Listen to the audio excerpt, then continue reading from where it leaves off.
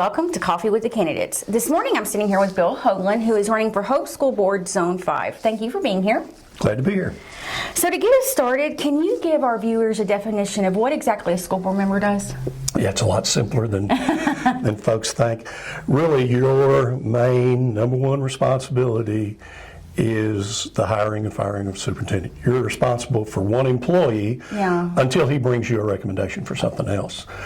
Obviously, you approve the budget and set some long-term goals, all inside of the group of board members. So really, you know, if you obviously want to make sure that the school district's spending their money wisely and all that, and you have the opportunity to approve expenditures and stuff. But your main function is the superintendent. Okay, thank you. Let's give viewers a little bit of background about you. Tell us about you. Well, obviously, I've been at Hope since 1988. Okay. Was in radio for about 20 years, and obviously that won't add up right when we add these all together at the end. I spent some time in radio in Magnolia also, which is where my wife is from. And then decided in my 40s that I wanted to do what I had always wanted to do, and that was teach, be in education. And so in my mid-40s, it was a big leap of faith to quit your job, sell the radio station, and go to school. And I did that, and then worked at Blevins High School for a couple of years, and then went to Hope High School as a teacher and a coach, and then was a nationally board certified teacher, and then was activities director for about 5 years, and then the principal of high school for about 5 or 6, something like that. So that's kind of my career. Obviously, I have 2 children. Zach is the oldest, and Heidi we lost in a car wreck in her first year of college when she was 18. But we still count the 2, and then 3 grandbabies, and that's the life. You know, if you had grandbabies first, you'd never had kids because they're so sweet and fun to be around and keep you young. And that's what drew me to education in the first place. I knew the kids would leave, and then, you know, what am I going to do to keep me young? And those high school kids definitely keep you on your toes. That is true. All right. And any of those experiences, what do you think's prepared you for public office? Well, obviously, I covered school boards for 20 years, and they don't always do as good a job as you would like them to do with sharing information. I would hope to help in that avenue, although I think they're doing better than they did when I was covering school boards long ago. I believe that everyone, we talk about parents an awful lot, but we have stakeholders that don't have a kid in school, don't have a dog in the hunt, except financially. And when it comes time to pay property taxes and the things that support schools, or just donations or anything that's a positive influence on the schools, we want people to feel good about that. And the way you do that is make sure you share enough information to where they can feel good about what's going on. I talked to a gentleman just yesterday, and they were talking about how difficult school business is, and he said, you know, I went to read for students the other day, and they were perfect. They were absolutely perfect. And you don't get those stories like you get another story. Bad news travels fast. Good news is really, really slow. And I learned when I was principal, if we don't say something good about ourselves, probably nobody else will. So, and that's hard for me because that's not my makeup, but it's something you have to learn to do. Okay. Thank you. All right. Who or what inspired you to enter this election? Well, obviously, I've had an interest in schools for a long time. Both my kids came through, my grandkids are coming through now. But I had a teacher. I grew up in Richardson, Texas, and I had a teacher named Winston Duke. And the odd story is that Winston Duke was from Hope. Okay. And he made it to Richardson, Texas. He played football at Ouachita. He was my high school football coach and my science teacher. And just the way he handled kids, the way that he propped me up, helped me graduate, go on to college, and was concerned about me and kept in touch all these years, was an inspiration to me, and continues to be. That you want to lead in some capacity, and this I felt like was the next step. Okay. All right. Do you have any particular issues you're most concerned about related to this position? Well, obviously you're working with other people on the board, and you can't do anything without a majority, so you need to certainly be collaborative. Mm-hmm. I think as far as special issues that are of concern is, the New Learns Act is a big deal. Okay. I mean, I don't believe anybody's had the time to go through the complete story of the Learns Act and how it affects the Hope Public Schools. But I do know that I'm the only person left in Hope who's had to stand in front of the State Board of Education and explain things from a Hope High School perspective to the State Board of Education, and it's a daunting task. It'll be even more daunting in the future, and to have our administrators, our superintendent, our teachers prepared for that leap that's going to definitely happen, and is in the process of happening now. Mm-hmm. How do we implement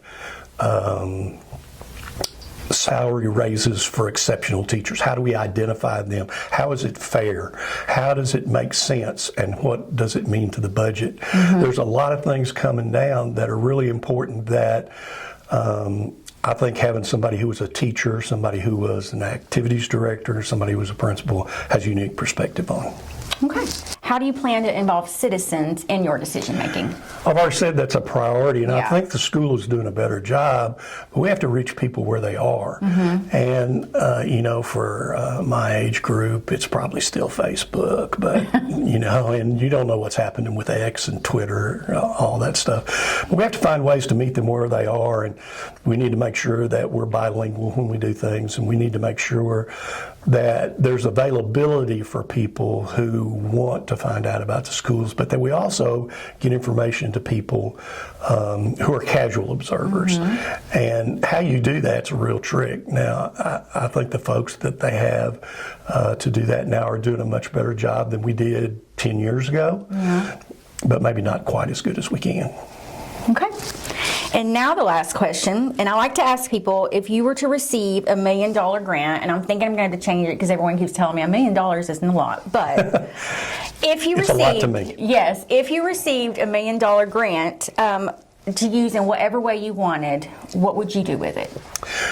Well, I think first you have to make sure it's not earmarked. If it's earmarked for something, that's a done deal. That's what you spend it on because that's what you were giving it for. But if it's not earmarked, the first thing I would do is look in the general fund. What have we been trying to do that we haven't been able to do with our general fund money? Not earmarked for any other particular item, not earmarked for special ed, not earmarked for anything that's already. This has to come from the general fund. Mm-hmm. So let's look at the general fund and look at that thing that we've been needing to do, but we've been putting off. And can we free up some money for other things by finally getting that done? Mm-hmm. If it hadn't been for the pandemic, the school district might have been in a bind over air conditioning and heating, ventilation, those kind of things, but they got money for that. Yeah. That freed up money to do other things. So the first thing I would do, not having the whole plan laid out in front of me, but looking at general fund, what's coming down that we need to be able to take care of in advance with one-time money. You have to be careful with one-time money because you get to do it now, but you don't get to do it next year, or you don't get to do it the year after. So you have to really make a wise investment in one-time money, and the first thing I would do is what can we free up in the general fund? Thank you so much. And that is all we have for today. Before we go, is there anything else you want voters to know before they head to the polls? Well, early voting will start the 19th or 20th. February 20th, yes. February 20th. Mm-hmm. I would just encourage people to vote, all the way down the line from President of the United States, school board member to whatever. Mm-hmm. Make your voice heard.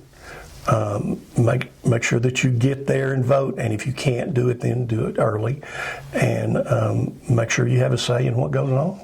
Okay. Thank you so much for being with us today. You're welcome. And that is Coffee with the Candidates. This is April from Spark Today.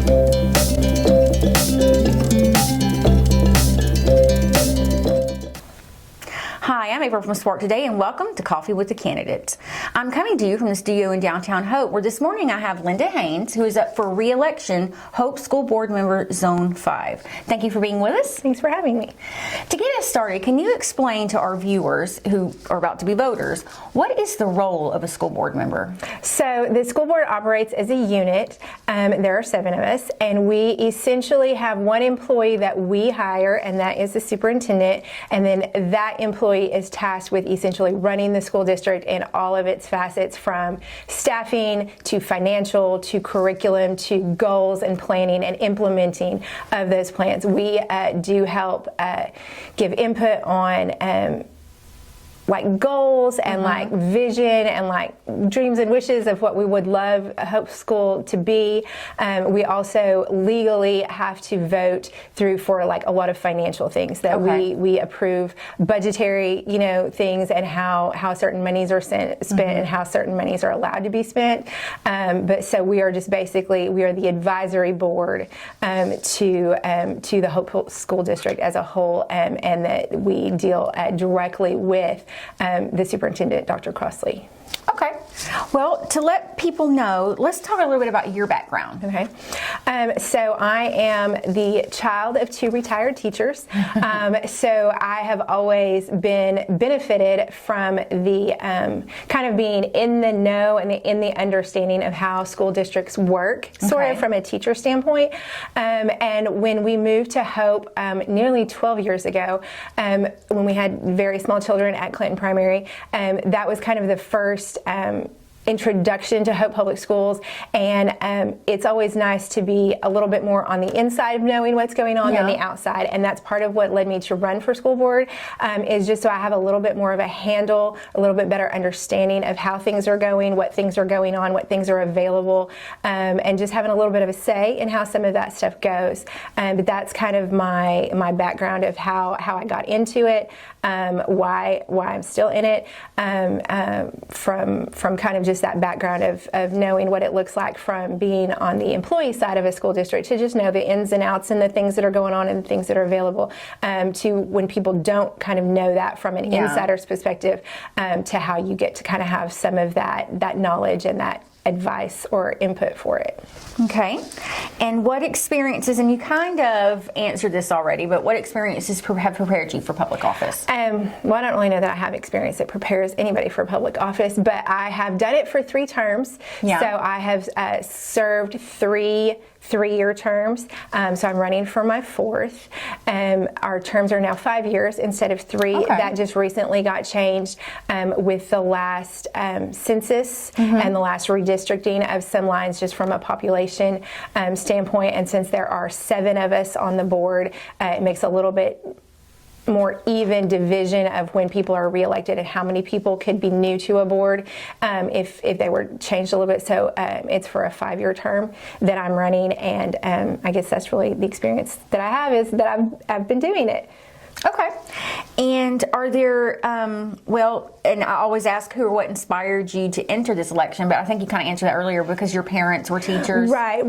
And we actually lived down the street from the guy who used to hold this spot, Danny Watson, and he got off of that board to run for higher elected office, and he knew that I had talked to him actively as a school board member and as a neighbor and as a parent or a grandparent with kids that we had kids the same age, and so when he was stepping down, he kind of recommended or suggested, he's like, you should think about running for school board, and so I did.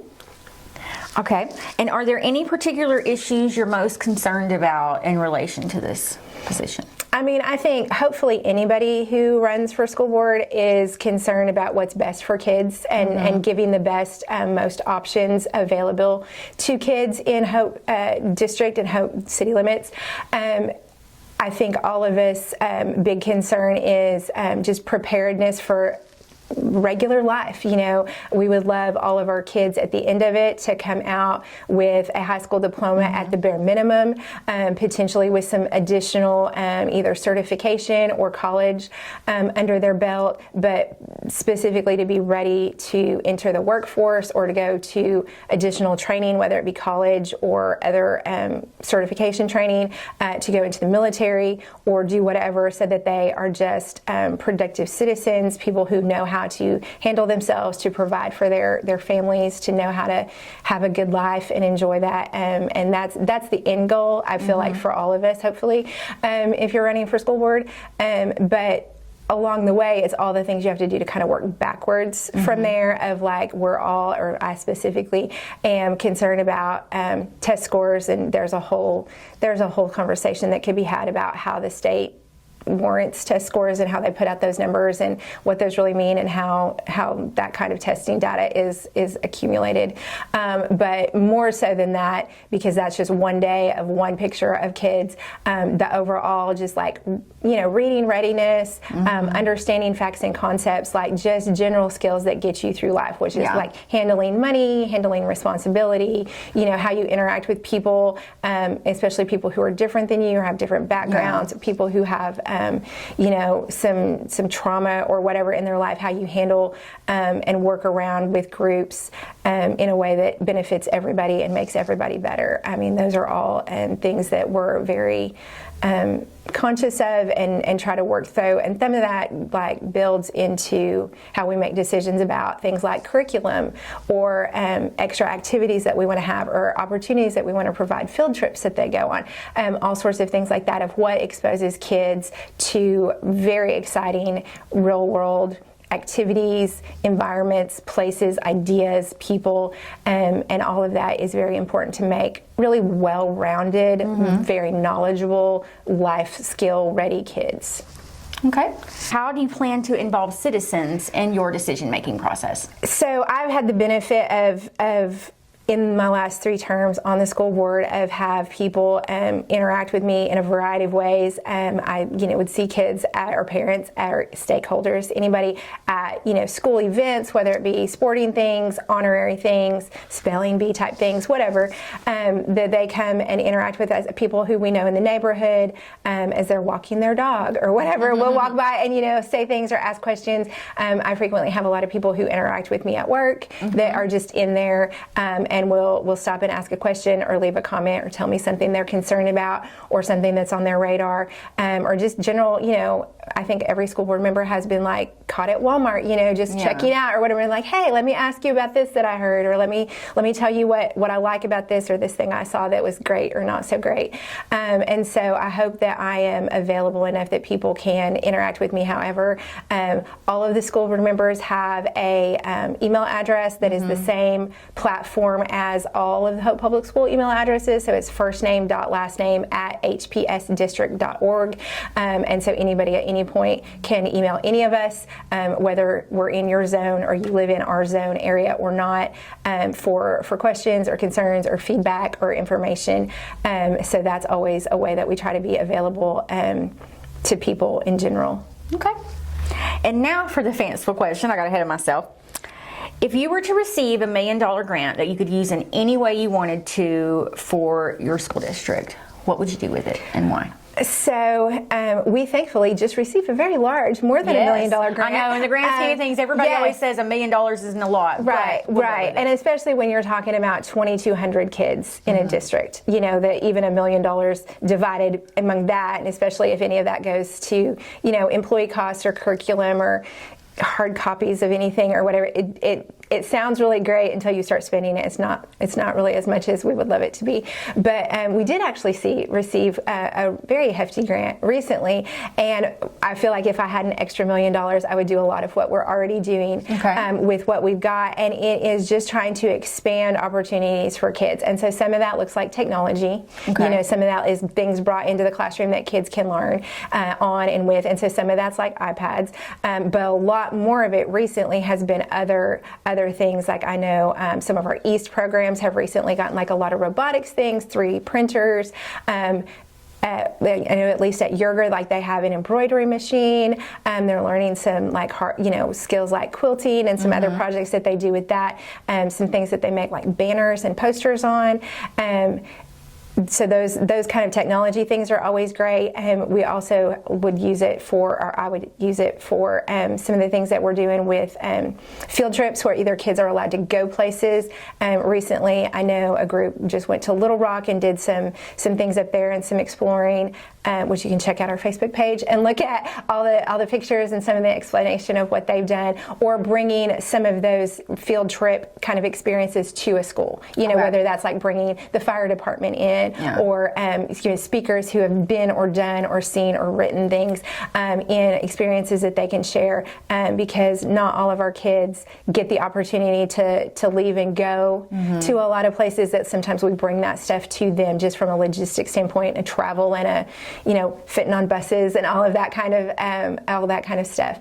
And so I feel like those are the kind of experiences that make Hope really top notch, and as far as availability of options of what they get to be exposed to, that a lot of other school districts around just don't have the ability to do, because that stuff costs money. And just from if you're buying gas and lunch, for a lot of kids on a bus, that's an expense. Or if you're bringing somebody or equipment or something like that in, like there's an expense to that. But it really does make the world more wide open to kids and let them dream about things in a different way, or think about things that they'd never thought about, or jobs or careers or anything in a way that they've never even thought of before, because they didn't know anybody who did it, or they've never seen anybody do it, or they've never read a book or talked to anybody who did it. And it just brings a wealth of options available to kids to reach for, that they maybe wouldn't have thought to do it before. All right. Thank you, ma'am. Is there anything else you would like voters to know before they head to the polls? Oh, I don't really think so. We just appreciate people who have supported the school board, and the feedback that we get. And I would encourage you, if you have questions, comments, concerns, whatever, reach out to your school board member, reach out to the principal at the building in the place where your kiddos are going, or even buildings that they're not, that they'll be going in the future, or that they've already been out, going and see the new, exciting, just very interesting things that are going on, and all the positivity that really is going on in Hope Public Schools, because we have some really amazing teachers and some really amazing classes and opportunities. Some really good things are going on, and we're excited about it. And so I hope to get reelected to help continue just further the stuff that we've already started planning to keep going on. So, all right, thank you so much, Miss Linda Haynes, up for Hope School Board Member Zone 5. Thank you. That's April with Spark Today, Coffee with the Candidates.